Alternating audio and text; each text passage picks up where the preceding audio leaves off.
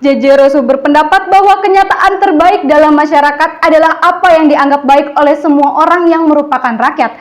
Assalamualaikum warahmatullahi wabarakatuh. Shalom, Om Swastiastu, Namo Buddhaya, dan salam kebajikan. Dewan Juri yang terhormat dan para pemerhati hukum, izinkan kami dari tim Adigana memperkenalkan diri. Saya Puput Aurelia selaku pembicara pertama akan memaparkan argumentasi utama, landasan historis, dan landasan filosofis. Solihul Abidin selaku pembicara dua akan mengoptik lebih dalam argumentasi dari pandangan teoritis disertai dengan data dan fakta. Dan Edward Michael selaku pembicara tiga akan menyempurnakan argumentasi melalui kesimpulan dan rekomendasi. Dalam mosi perdebatan kali ini, dengan tegas kami menyetujui pembangunan Ibu Kota Negara Nusantara dengan dasar argumentasi. Pertama, pembangunan Ibu Kota baru mengarahkan Indonesia pada pemerataan ekonomi. Kedua, Undang-Undang IKN sebagai bentuk responsivitas pemerintah dalam memecahkan permasalahan di Jakarta. Dewan Juri yang terhormat, konsep ibu kota ideal merujuk pada definisi dari Bartolini dalam bukunya yang berjudul Restructuring Europe, bahwa ibu kota merupakan komponen yang signifikan yang menggambarkan identitas nasional, lokasi kekuasaan negara, dan titik fokus keberadaan kelompok yang membentuk suatu negara. Ditegaskan pula dalam pasal 5 Undang-Undang Nomor 3 Tahun 2022 tentang Ibu Kota Negara bahwa ibu kota memiliki fungsi sebagai tempat penyelenggaraan pemerintahan pusat, tempat kedudukan perwakilan negara asing, serta lembaga internasional. Dapat disimpulkan bahwa ibu kota merupakan bagian yang sangat vital dan mempunyai peranan penting akan keefektifan penyelenggaraan pemerintahan. Pertimbangan memindahkan ibu kota sudah ada sejak lama. Secara yuridis historis, dalam penjelasan umum Undang-Undang Nomor 10 Tahun 1964 tentang penetapan Jakarta sebagai ibu kota, dimuat bahwa Jakarta adalah kota termasyhur dan dikenal, tetapi dalam penjelasan lain undang-undang tersebut tidak menutup kemungkinan untuk meninjau kembali ibu kota sesuai dengan perkembangan di kemudian hari. Pada kenyataannya, secara de jure, selama 61 tahun Jakarta menjadi ibu kota, banyak permasalahan-permasalahan seperti kemacetan, tata ruang, dan bencana alam tidak lagi menunjukkan kemasyhuran Jakarta sebagai ibu kota. Dengan demikian, berdasarkan landasan yuridis historis serta konsep ideal ibu kota negara, dapat dikorelasikan bahwa permasalahan di Jakarta menyebabkan Jakarta sudah tidak ideal lagi menjadi ibu kota. Salus populis suprema lex, kemakmuran dan kesejahteraan rakyat adalah hukum tertinggi suatu negara. Dewan Juri yang terhormat, selaras dengan adagium tersebut, pemindahan ibu kota negara sudah tepat untuk dilaksanakan karena merupakan langkah yang difokuskan pada sektor perekonomian dan kesejahteraan sejalan dengan salah satu tujuan nasional yang tertuang dalam pembukaan Undang-Undang Dasar Negara Republik Indonesia tahun 1945, yaitu melindungi segenap bangsa Indonesia, khususnya masyarakat Jakarta, agar terhindar dari prediksi bencana alam dan memajukan kesejahteraan umum yang berhubungan dengan upaya pembangkitan perekonomian di kawasan timur Indonesia sehingga orientasi pembangunan tidak terkesan Jawa sentris. Dewan Juri yang terhormat, argumentasi tanpa solusi hanyalah sebuah ilusi. Maka dari itu kami menawarkan proposal solusi dengan menggunakan konsep legal system theory yang dikemukakan oleh Lawrence Friedman. Pertama, secara legal substance, perubahan konsep ibu kota dari penggabungan Green City dan Smart City menjadi Green City dan Intelligent City disertai dengan pendanaan pembangunan IKN yang tidak membebani sektor lain. 2. Secara legal structure, optimalisasi peran Badan Otorita IKN sebagaimana yang dimaksud dalam pasal 4 ayat 3 Undang-Undang IKN, yakni bertanggung jawab pada kegiatan pemindahan dan penyelenggaraan pemerintahan daerah khusus ibu kota Nusantara. 3. Secara legal culture, memberikan pemahaman pada masyarakat Kalimantan dari segi ekonomi, ekologi, dan sosial budaya.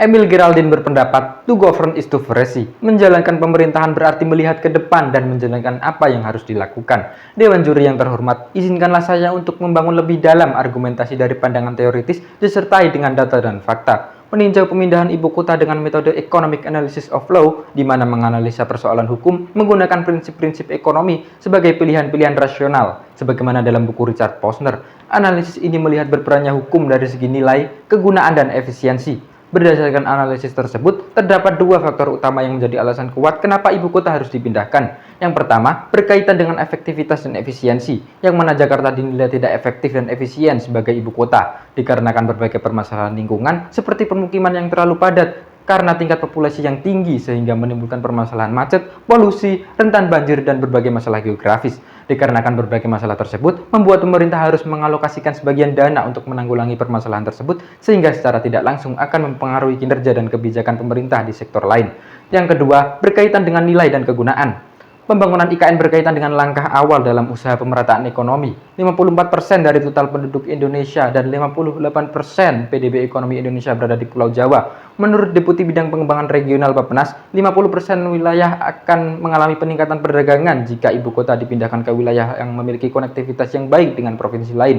Selain itu, pemindahan ibu kota ke Kalimantan Timur akan meningkatkan produksi dari sejumlah sektor non-tradisional seperti sektor perdagangan, keuangan, pendidikan, dan pemerintahan, serta pemindahan ibu kota negara akan meningkatkan pertumbuhan ekonomi nasional sekitar 0,2%. Berdasarkan artikel 1 dalam The Montevideo Convention, disebutkan negara harus memiliki 4 hal, yaitu wilayah yang ditentukan, populasi permanen, pemerintahan yang efektif, dan kapasitas untuk mengadakan hubungan dengan negara lain. Bila dikaitkan dengan teori tersebut, ibu kota bukan hanya sebatas suatu wilayah khusus saja, melainkan juga dalam rangka menciptakan pemerintahan yang efektif.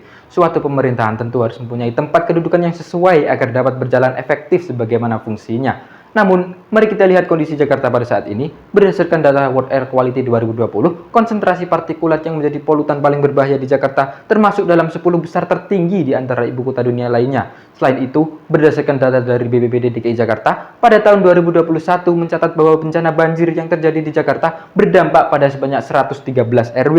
Menurut Kementerian Keuangan tahun 2021, beban anggaran dalam penanganan bencana alam setiap tahunnya mencapai 22,8 triliun. Kebijakan pemindahan ibu kota negara ini merupakan sebuah bentuk upaya mitigasi dari permasalahan lingkungan yang terjadi di Jakarta, serta sebagai bentuk langkah awal dalam upaya pemerataan ekonomi di Indonesia. Selanjutnya, pembahasan mengenai kesimpulan serta rekomendasi akan dipaparkan lebih lanjut secara komprehensif oleh pembicara 3 dari tim kami.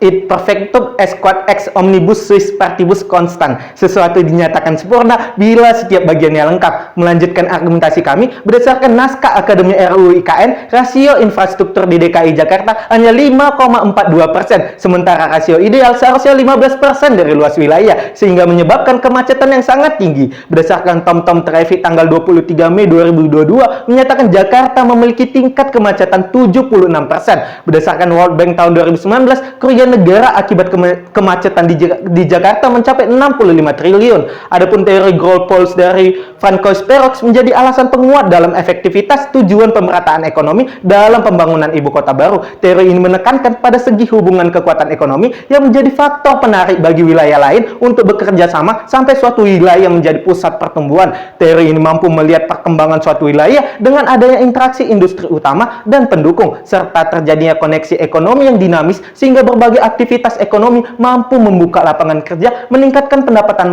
masyarakat, sehingga menciptakan kemakmuran. Dengan demikian, dapat disimpulkan pembangunan ibu kota negara merupakan suatu responsivitas pemerintah terhadap permasalahan di Jakarta, sebab dinilai sudah tidak layak menanggung beban pemerintahan. Kemudian berkaitan pemerataan ekonomi, pembangunan IKN dapat mendorong aktivitas ekonomi di Indonesia. Hal ini menciptakan kesejahteraan dan kebahagiaan masyarakat sebagaimana teori utilitarianisme oleh Jeremy Bentham. Dewan juri terhormat, adapun proposal solusi yang dapat kami tawarkan dengan menerapkan teori legal system oleh Lawrence Friedman, yaitu secara legal substance. Pertama, mengubah konsep bentuk ibu kota negara dari gabungan Green City dan Smart City menjadi Green City dan Intelligent City. Dikarenakan Intelligent City merupakan konsep Smart City ditambahkan dengan transformasi komunitas menjadi lebih baik, pintar, dan kreatif, serta mendorong terciptanya suasana kota yang saling terkoneksi melalui teknologi dengan memperhatikan konsep pelestarian alam. Kedua, pendanaan pembangunan IKN tidak boleh membebani pendanaan sektor lain. Hal ini dibuktikan oleh pernyataan Menteri Keuangan Sri Mulyani bahwa anggaran pendidikan dan perlindungan sosial tahun 2023 mengalami kenaikan.